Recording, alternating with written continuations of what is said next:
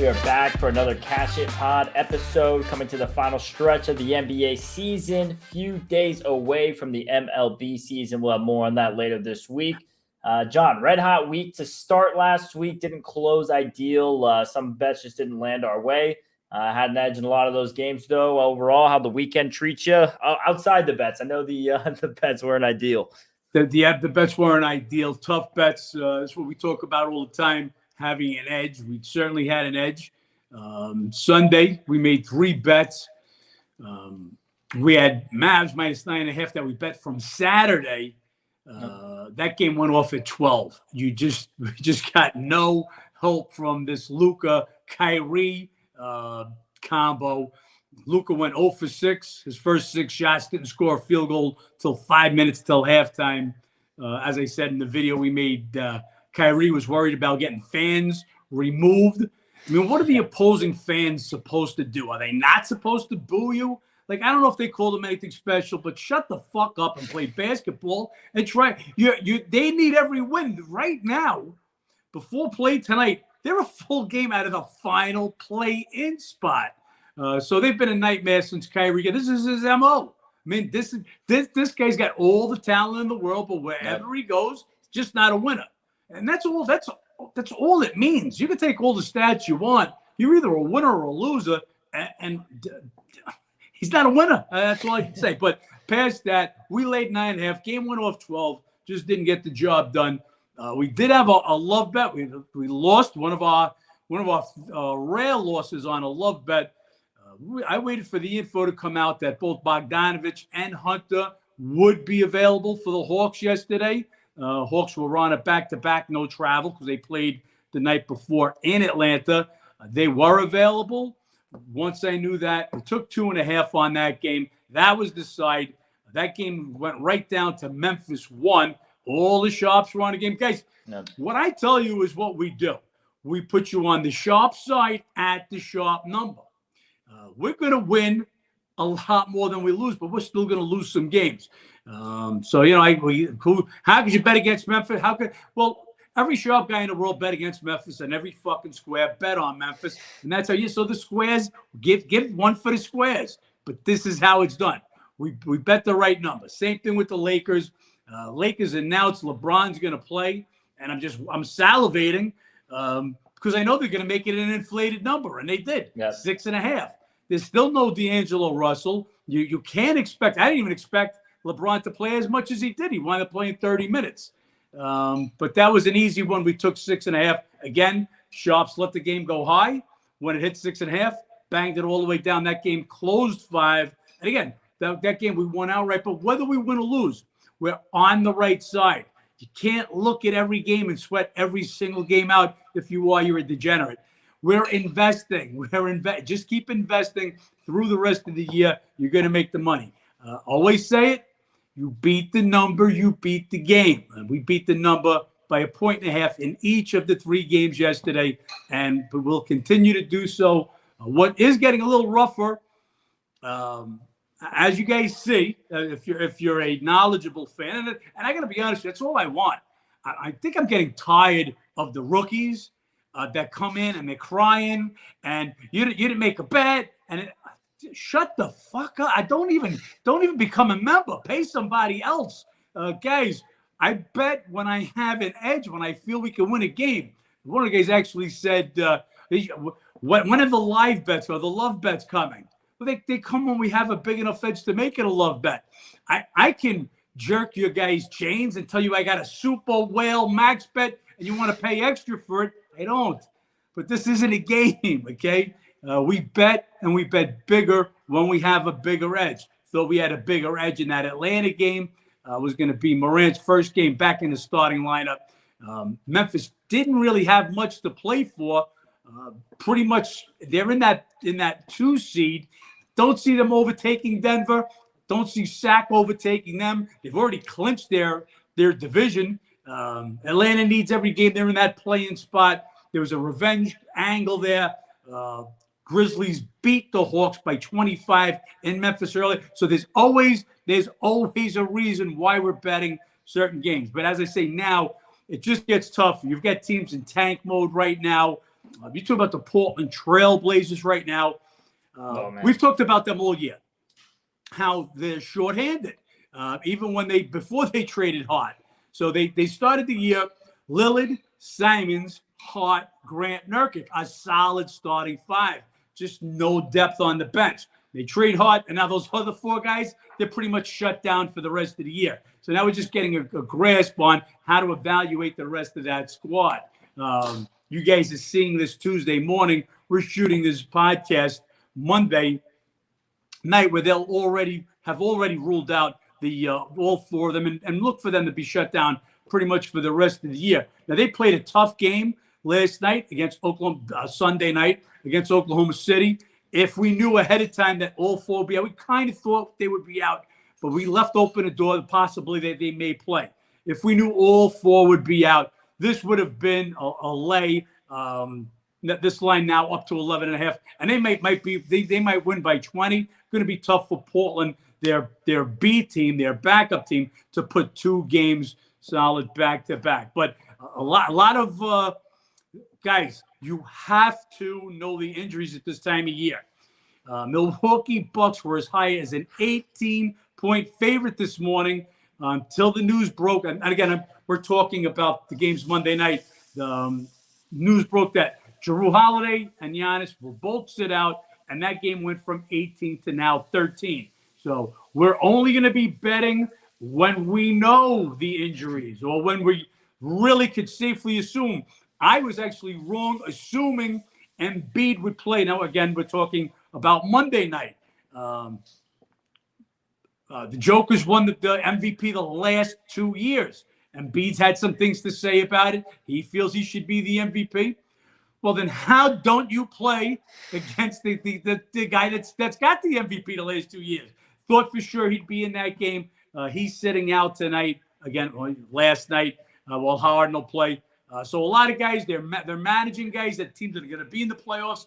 Certain other teams, again, you're seeing this Tuesday. Last night, Monday night, Pacers sat Halliburton, Turner, and Hield. So here's a team only a couple of games out of a potential playing spot, and they're packing it in. These teams are all tanking now. So we've got to know the injuries. No better place. Look, again, you can go anywhere else. These guys, they give you a game, then they go golfing. It's either me or Ben sitting in front of the computer, sometimes both of us 24/7 waiting for injuries to break. If you've got our app, you get the injuries to your phone. They break, you got them. So got to have those injuries at this part of the year, Ben. Yeah, as far as the 76ers, really mismanaged, I think, West Coast trip. They lose both games prior to this game at Denver, lose at Golden State, lose at Phoenix. That Golden State game killed me. I didn't want to talk about that one. I want to smash the wall. There's a game we've got an 11-point lead. If you had to beat the bookie member, you know we took that game. 11-point fourth quarter lead, taking 6 points. Can't win that. Can't lose that game. Got to win that game, and that was a tough one to blow. But go ahead with your point. Sorry about that, but you started some fire in me. Yeah, tough break on that one. And it just seems like a mismanaged trip as far as how they've gone about it, where they're sitting hard and when they're sitting Embiid. Now sitting Embiid here down the back end at Denver just doesn't really make too much sense. I get it. Be careful with him. I mean, the last couple of seasons, last year in particular, his health come playoff time, that's been a big issue. We saw that in the Toronto series. It just seems mismanaged here down the stretch. And then as far as the game that we had talked about it, the game for him to sit was the day after Golden State at Phoenix. Yeah, yep. Me and you talked about that. I says, well, I see him playing against Golden State, sitting the next day at Phoenix. Give him 2 days of rest to be ready for the Joker. So I agree totally with you. I think they mismanaged that. Look, again, we're not in the locker room. True. Maybe he goes to Doc Rivers and say, no, I'm ready to play tonight, meaning against Phoenix. And maybe he says, I'm not ready to play today. You got to go by what these guys. So we're not in the locker room. Then you always got to deal with coach speak. You know what I'm saying? You got to read. I use the terms a lot. Read the tea leaves. How these coaches are speaking. When the trip first started, we assumed that Harden and Embiid were both playing because Rivers said that the game at Chicago. That he expected both guys to be available for the trip for the game against Golden State, which Harden wasn't. It was part of the reason we jumped on that game. Still liked it, even with Harden out. I think at that time, going into that game without Harden. Philly had won 7 of 9 games while he sat out. So we still liked it. No excuses for that. We still liked 76ers against the Warriors +6 without Harden. But so again, just talking about the coach speak, you got to read it between the lines. Is he playing? Isn't he playing? It's just not that easy. That's why, if you guys notice, if you had to beat the bookie member, a lot of times I'll put in they did practice yesterday and they're on the right side of questionable, or they didn't practice yesterday. They're on the wrong side of questionable. We're trying to read in between the lines, Ben. Yeah, it's going to be a lot of that as well coming up in MLB season, guys, where it's, just 162-game season. You have to kind of catch these spots where guys are going to get days off, guys like Ohtani who might be pitching coming up, situations like that. So that's going to continue as we get onto that later this week. On to the Mavs, going back there again, because I know you touched on it there, just discussing game yesterday. They shouldn't have dropped the first one against Charlotte. That was in Dallas. They're going again tonight against Indiana. Now, it's an absolute must game here at Indiana. Currently 1 game back of OKC for that 10th seed. If they win tonight, we'll put them a half game back for OKC's game tomorrow. Even if Dallas makes the play-in, somehow they, figure it out down the stretch here, and they could. The Lakers have a tough schedule going out. I don't see them being a threat come postseason time to any of these top seeds, whereas some of these other teams, the Lakers or the Pelicans, if Zion returns, I see them. They could be a legitimate threat to a top seed. Those teams dealing with injuries, getting healthy down the backstretch. Just Dallas completely turning downward, going down to the final game here. 2-7 their last 9. I mean, that's all I need to know about. Yeah, Luka and Kyrie were hurt a little bit. Yep. They're not a force. Yesterday, with the home revenge, they went into Charlotte sleepwalking. Yes, it was an early start, but this was a must game yesterday. You can't go in there, like I said. I think Luka starts off 0 for 6, didn't have a basket until there was 5 minutes left till halftime. Kyrie, again, I don't want to beat a dead horse, but that's a distract. You can't let something like that distract you, take you out of your game. If a player is talking to him, would that take him out of his game? We shouldn't be paying attention to what fans are saying. Now, I'm not going to give that as an excuse, but anything that makes you lose focus, anything. Look, all the shit that Irving has constantly going on, I ain't going to get political. He's right or he's wrong. It's not basketball. It's outside stuff. It's outside noise. Yep. That can't come into the locker room and it can't come onto the floor. You've got one job. Do all the shit you want to do when the season's over. Right now is to help the Dallas Mavericks win, and he's absolutely not. They're a mess. I wanted to bet them today, meaning last night. I wanted to bet them Monday, but we had there was a lot of talk about Luka's technical. If you had to beat the bookie member, as soon as I put it in, I put in that Luka picked up his 16th technical, which triggers an automatic suspension, meaning he would be out for tonight. But they were already talking about rescinding it, which they wind up doing. So they do get him for tonight. And Indiana will be sitting Turner, Halliburton, and Hield. So they get the biggest break in the world. I still don't know if I want them. I got to be honest. I think they're that much of a mess right now. And they're on a back-to-back. Kleber's going to be out. Powell left the game early yesterday. And if they can't beat this team, they don't even belong in the playoffs as far as that's concerned. Yeah, Cuban might have had to cut a few checks in order to get that technical rescinded by tonight, make it happen. I'd be surprised there are a few backdoor deals. I mean, obviously the NBA wants the Mavs to make the playoffs. It's better for ratings and everything else. Luka and Kyrie. This is the guy they were touting as the MVP in the beginning part of the year. Yep. And started that way, and then just shit hit the fan left and right.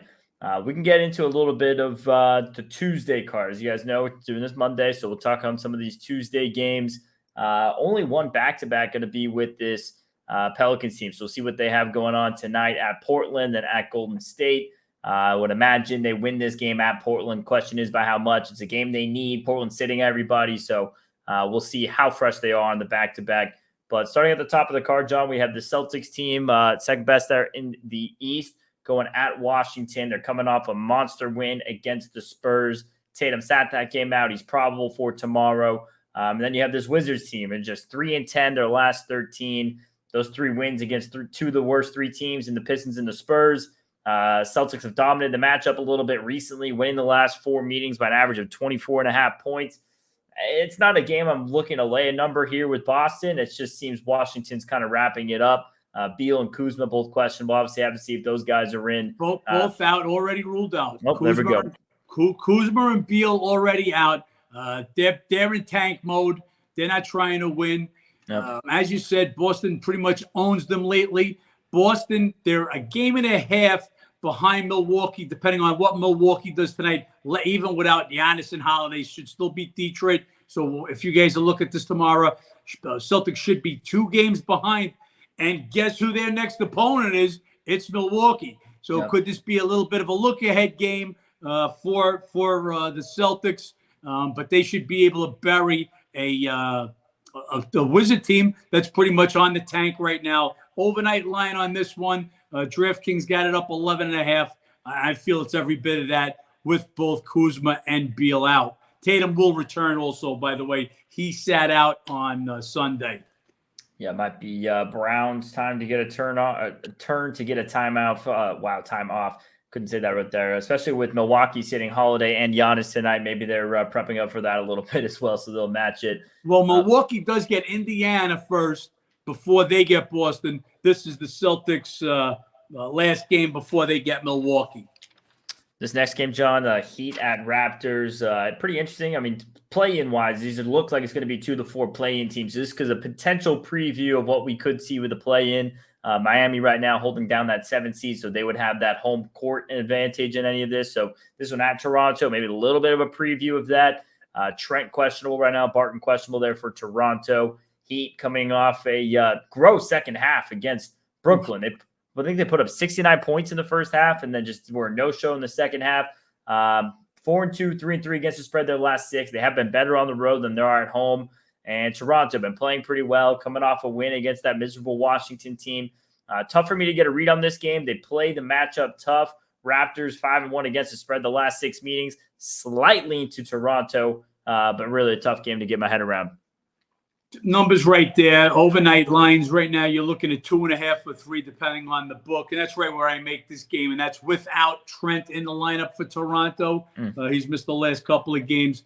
Miami can't figure this team out, man. They went and they beat the Knicks. They play a great first half against the Nets. Yep. And then they just stop playing basketball and take a beat down on their home court, which they've been doing all year. Worst team at home against the spread. They'll go up to Toronto, like I said, fair number, 2.5, 3. They have Lowry listed as questionable. You'll see him listed as questionable every day for the rest of the season. If there's one game I'm sure Lowry wants to play, it's tonight, meaning Tuesday night, going back to Toronto where he spent much of his career.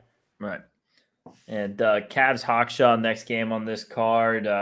Cleveland kind of playoff-wise pretty much locked in. They could maybe catch Philly depending on, 76ers continue this cold stretch they're on right now, dropping their last couple on this trip. Meanwhile, Atlanta, they're in there in that play-in spot with Miami, Toronto, kind of squeeze between them. We'll see where they end up. Cavs coming off a nice little easy win against Houston. They've been playing pretty good, 9-2, 6-5 against the spread, their last 11. And then you have this Cleveland team, this Atlanta team coming off a loss to Memphis on Sunday. We talked to them that earlier. They're 3-3, 4-2 against the spread. Their last 6 matchup history favors Atlanta, winning 5 of the last 6 meetings, winning the last 4 in Atlanta by an average of double digits. They need this game more than Cleveland does. Coming off a gross loss to the Grizzlies would be a little bit of a lean here to the Hawks. Don't love it. Cleveland's just playing really well right now, so I don't like that. 9-2, their last 11. Have been covering as much in that 9-2, but they're winning games. Just one of those, this time of year, Hawks need it more situations. And that's just what it is. Might need a little bit more. Right now, Philly's got a 2-game lead going into tonight's game at Denver. Without Embiid, that could be a 1.5-game lead. So this game could mean a little something for Cleveland. Atlanta, they're battling up for the space. They're going to be in the play-in situation. So it's just where they're going to land between that 7 and actually going to be 8, 9, or 10 spot. So every game is important to them also. As you said, Cleveland been winning. Easy win Sunday against the Rockets. but a costly one. Okoro left the game, and now they're listing Jarrett Allen questionable also.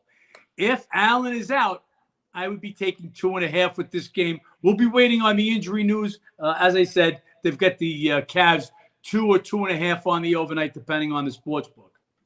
Yeah, see where that line goes. A lot of these, like John touched on earlier, just injuries this time of year. Who's in, who's out, who's resting for playoffs, who's tanking, who's just giving up on the rest of the season. Gotta have the injuries. Yep, across the board. So this next team, next matchup, Hornets and Thunder. Right now we have Oubre and Rozier questionable. They haven't been playing. Are they kind of in that market being shut down? Hornets coming off back-to-back wins against Dallas, 3-1 their last 4. Playing pretty well for this part of the season. We're kind of expecting them to be on the tanking side with San Antonio, Detroit, and those teams. And they've kind of separated themselves from that bottom 3 with San Antonio, Detroit, and Houston. As the NBA lottery works, those 3 will get the higher percentage of that first pick. So we'll see where they kind of land here down the stretch. Do they continue playing well? Do they continue not? And then OKC. They're coming off the win against Portland, much needed. But it was a depleted Portland team, which they didn't take care of business. They're in those play-in spots, need the wins. OKC or nobody, big number. Just got to see if it's worth laying the big number with those guys being in or out for Charlotte. Yeah, hey, Charlotte, man, they showed me what they're made of. They played Dallas tough in that home-and-home series, went into Dallas, opened up a big lead on at halftime, and then held on after halftime. Then come back home, and I mean, it's just it's a game Dallas has to have. They jumped out to a big lead. They were up 19 at one point. Dallas trimmed it down to 7 by halftime, and I thought Dallas would have a shot. I mean, Dallas played absolutely horrible in the first quarter. I actually text Ben at what was it, 14-2? Was some kind of ridiculous start. Charlotte got off to like, hey, I can't believe what I'm watching here. Again, a team that just has to win.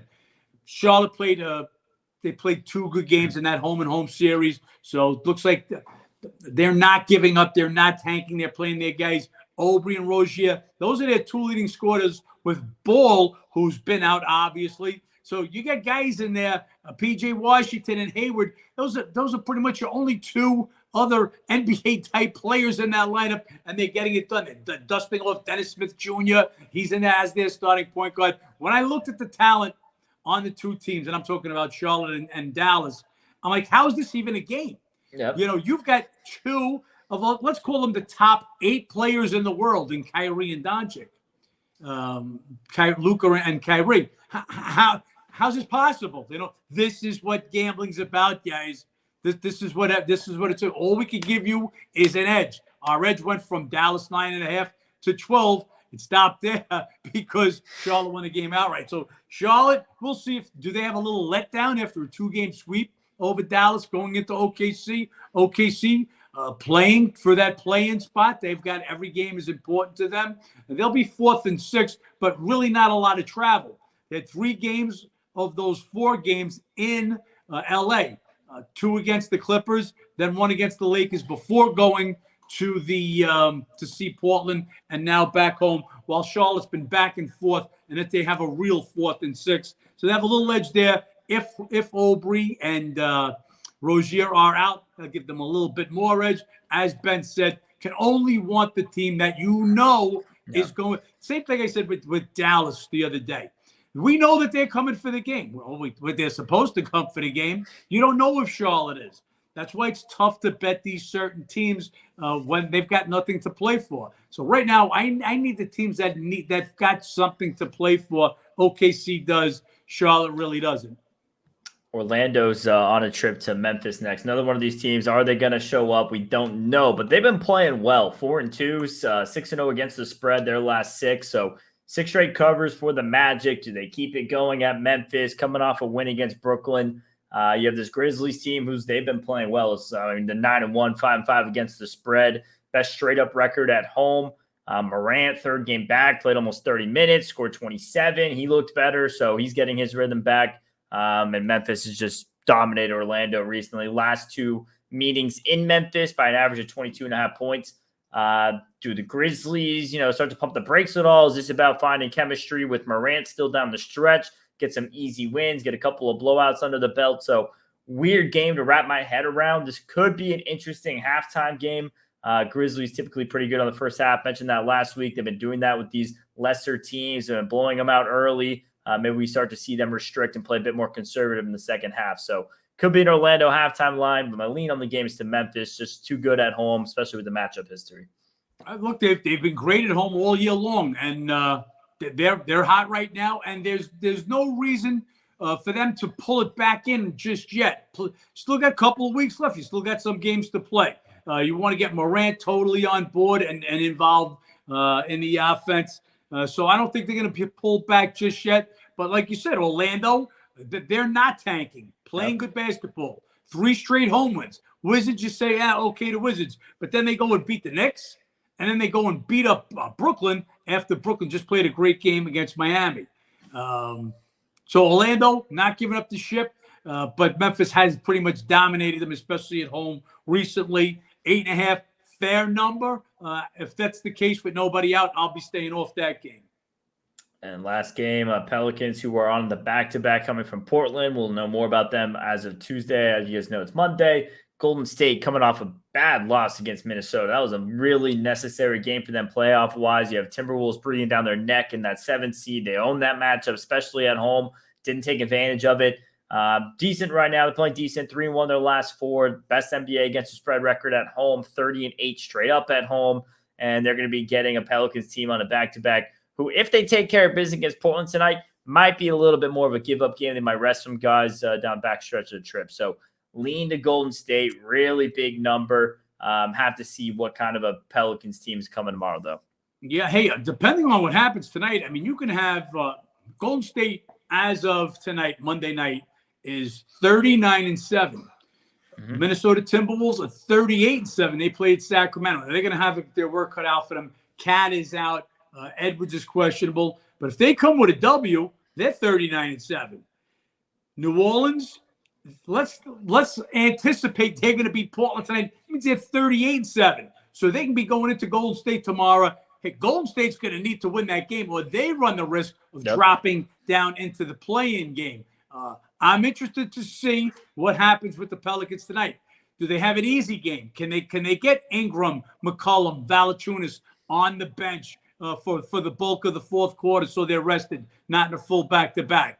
Or does Portland come up with a game like they did last night? I'm not expecting that. They gave OKC all they can handle down the stretch. If they do that, and you got to see Ingram playing 38, maybe 40 minutes, I'm going to lean more to Golden State. It's always important. If you guys that had to beat the bookie members, you'll see I'll put minutes of players in certain spots if they go too high, or on the other case, if they're really low, I'll say something like was the only play to play 30 minutes or something. Minutes is big. It's how were they pressed or weren't they pressed, and that's what I'll be looking for as the Pelicans go into Golden State tomorrow. Golden State's going to need a W, and they've been really good at home. Pelicans have been terrible on the road, but they are playing a little better lately.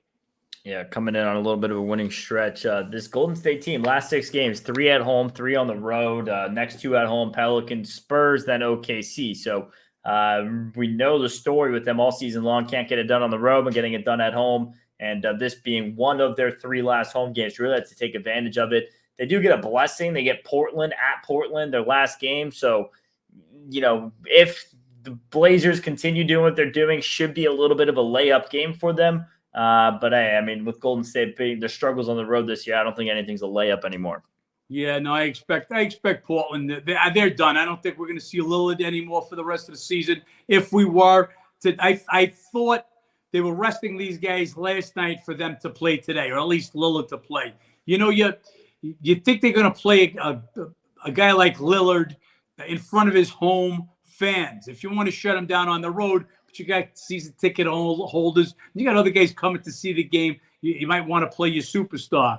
If he ain't playing tonight, that tells me he's shut down pretty much for the rest of the season. Like I said, I thought last night if you're sitting him, he plays tonight. That's why I didn't go out and take that lead with New Orleans early in the day. But with them out, expect them to be out the rest of the way. As far as the playoffs, I mean, if you want to talk a little bit, Ben, we can talk from Phoenix in the West. So Phoenix is, again, this is as of Monday night, guys. Phoenix is in the 4 spot, 11 games out. and you can go down to the Mavericks, who are the first team out, actually in the 11th spot, 14.5 out. So 3.5 games separate the 4 spot from the 11th spot. So you're talking about from being out to having home court in the first round. This is how close 7 teams are. Every game important for those teams right now. Sacramento's got a big game tonight. A W for them will bring them a game and a half behind the Grizzlies for that 2 spot big. The 2-3 teams, if they hold serve, they meet in the second round. Obviously, the 2 seed getting the home court advantage in that series. So that's about the only thing left to play for. And the East, a little different. Looks like the top 10 are done. Indiana tonight, pretty much showing me they're tanking for the rest of the season, holding Halliburton, Turner, and Heel. Well, Heel had an illness, so he was going to be out. But holding Turner out for a second game, Halliburton out. They're giving it up. So your top 10 is already settled. It's just a matter of what order they finished. The only thing you got going on there, 8, 9, 10 seeds, that's the Hawks, Toronto, and Chicago are a little bit close. Everything else, pretty much, you know how it's going to shake out unless somebody gets on a run. Hey, we talked about it. Celtics, if Milwaukee does what they're supposed to do tonight, they're still 2 games ahead of the Celtics with, after Milwaukee plays Indiana, you have Boston playing at Milwaukee, so they can make that interesting.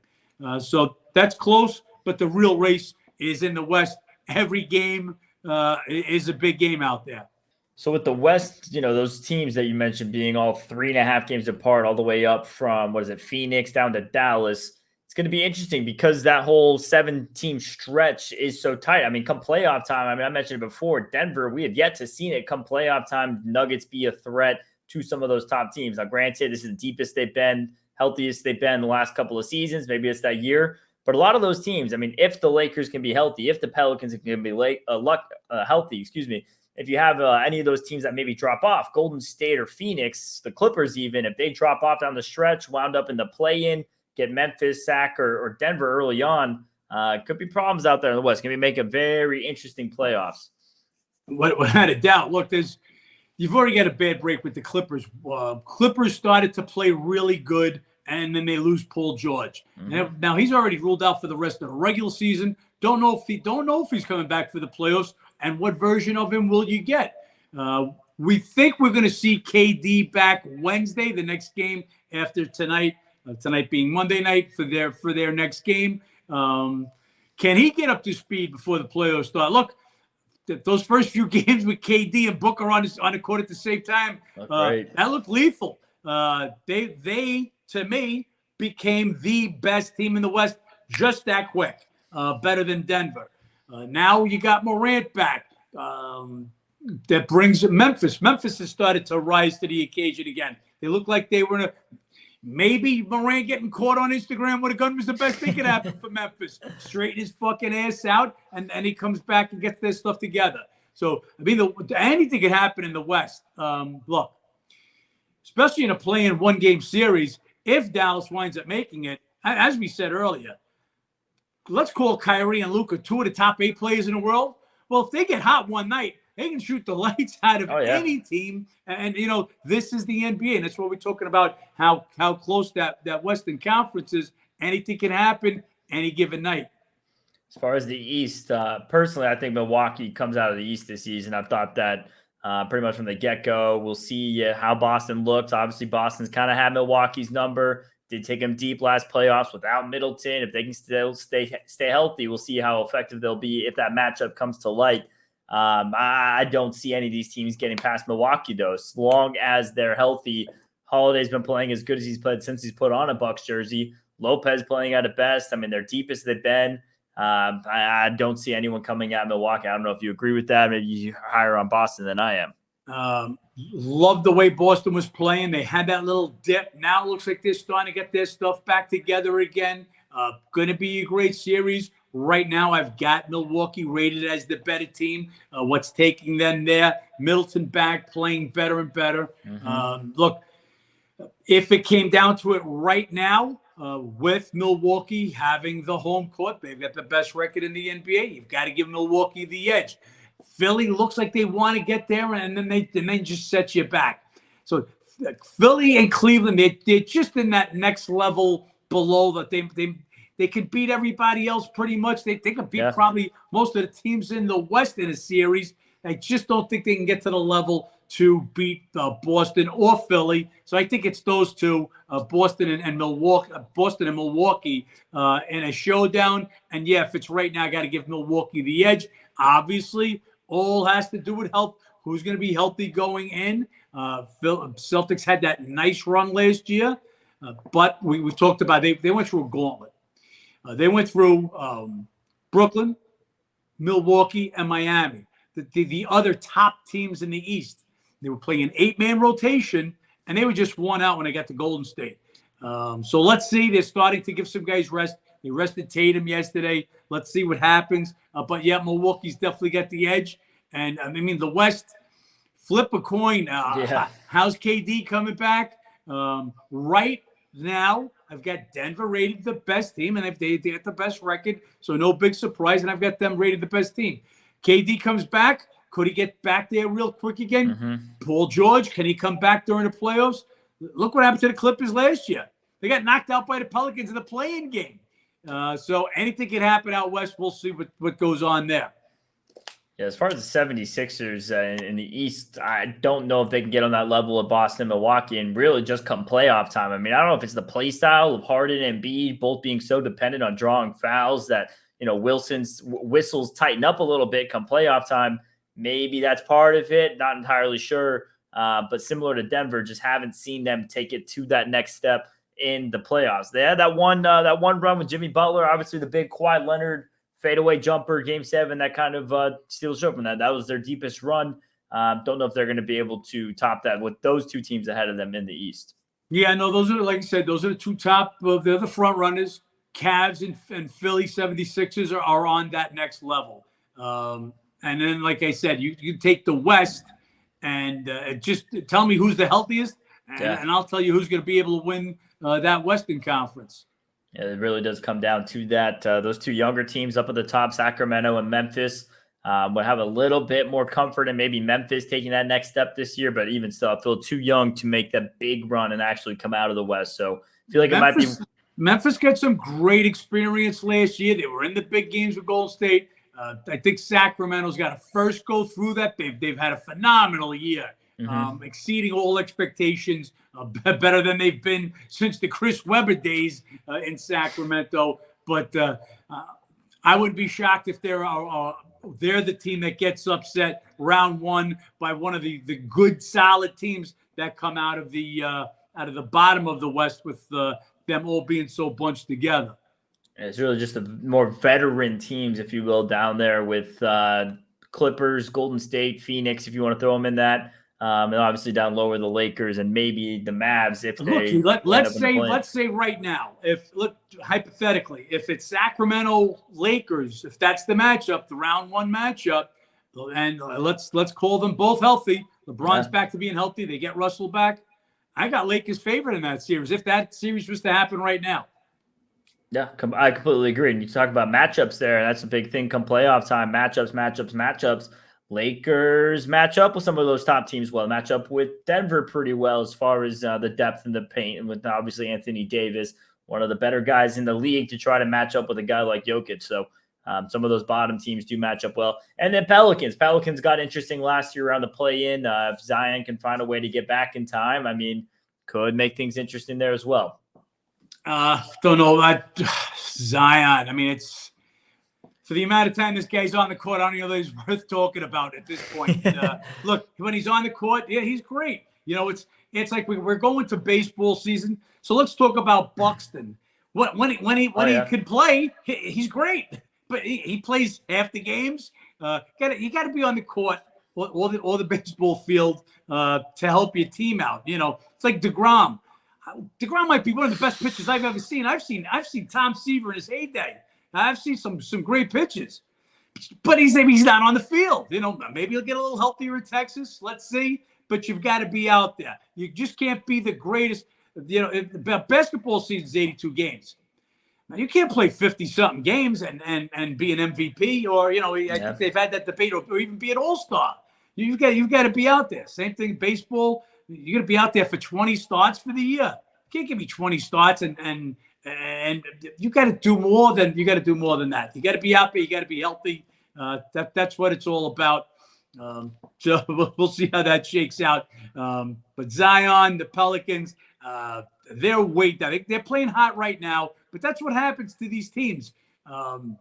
At the end of the year, these playing teams, they need to win. They catch a little break in the schedule. They get a couple of the lesser teams, and they get some W's under their belt.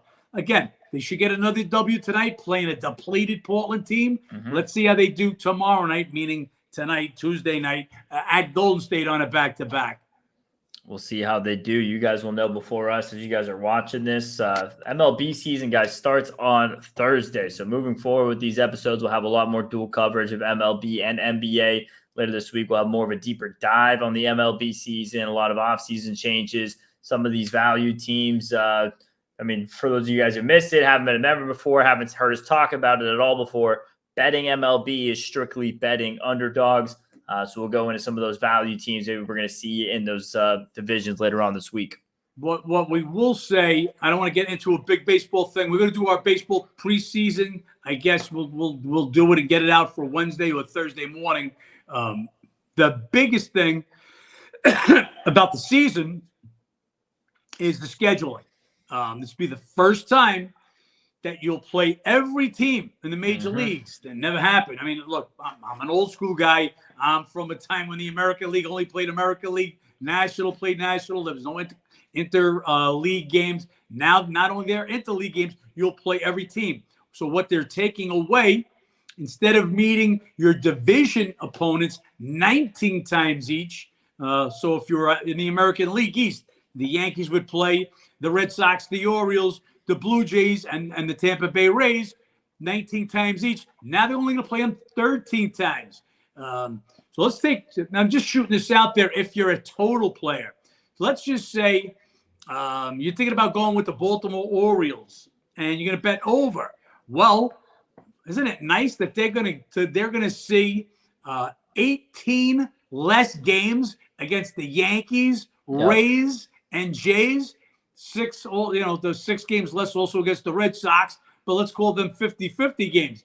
But 18 less games against 3 of your top teams in the American League.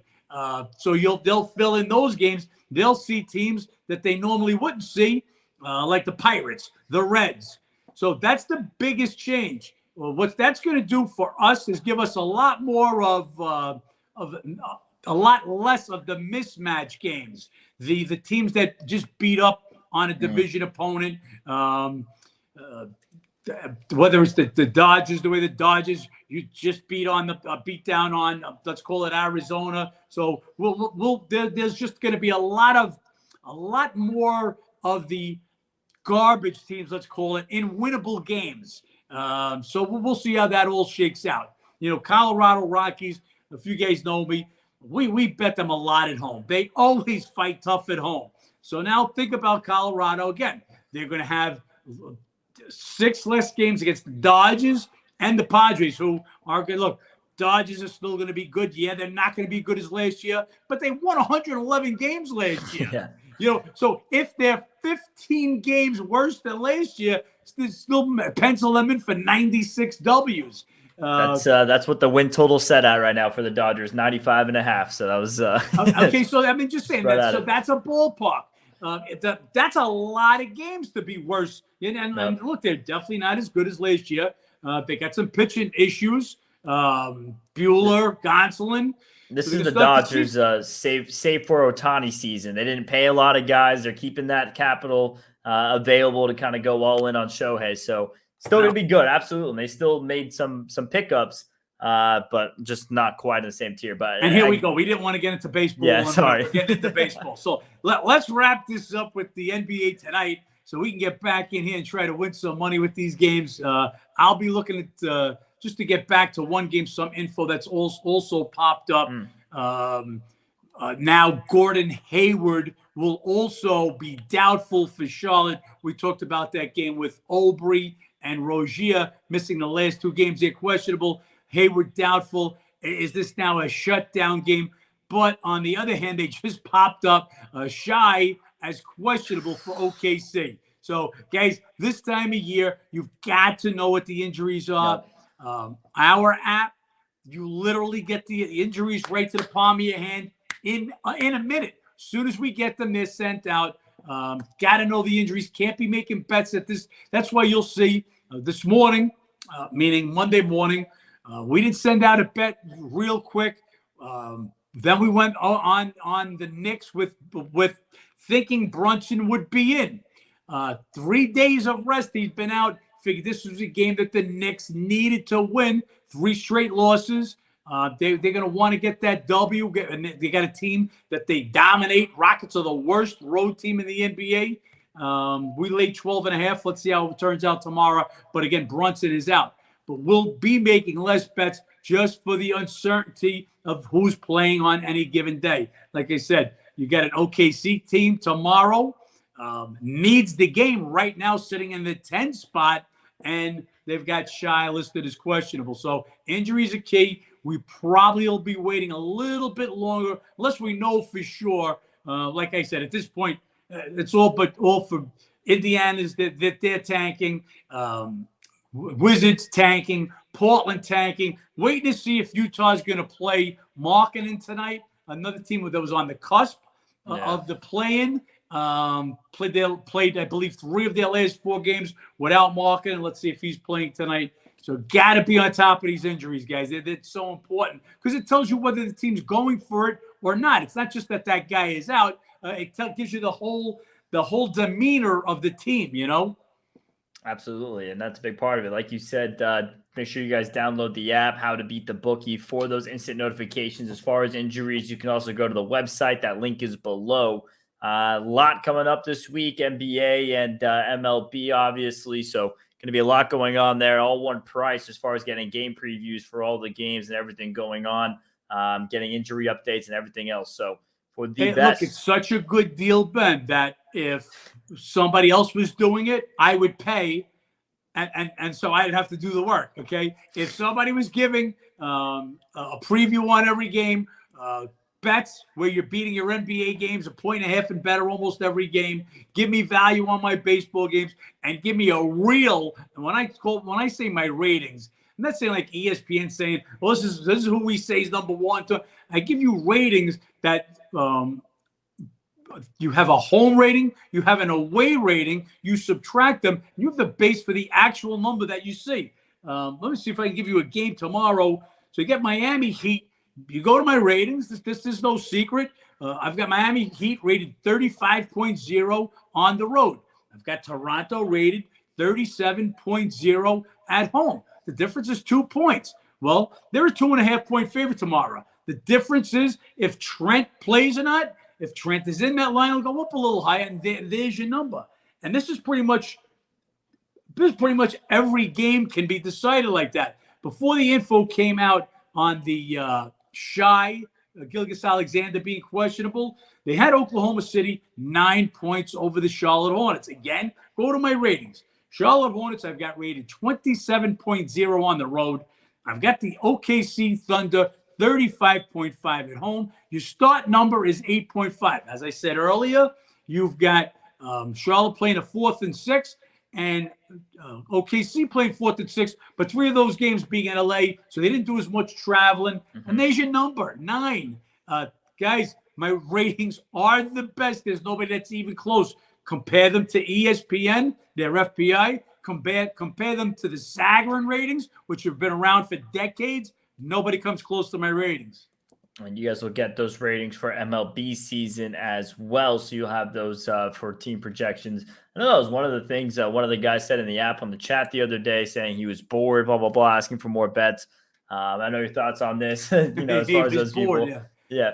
But that's part of it, guys. You get game previews, you get access to John ratings. So even if it is a quiet day, even if we don't feel we have an edge on any bets, you can still go find your entertainment in betting as far as with the information I bet to win. If you want to bet for entertainment, Okay, and there's a TV game on, and you want to throw on the TV, read the preview, and then you come up with your own game.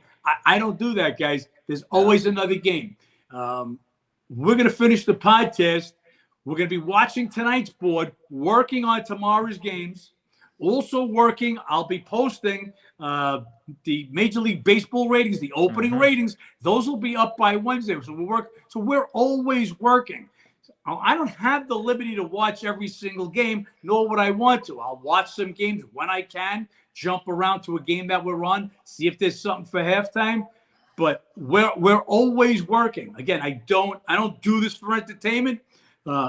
If you do, you're going to owe the books a lot of money. Stick with us, bet with an edge. You'll get there. And that's all it is, guys. Make sure you follow on all the social accounts. Appreciate you guys who are watching this. Like, subscribe, follow on Instagram. John, let's make some money. Let's make some money.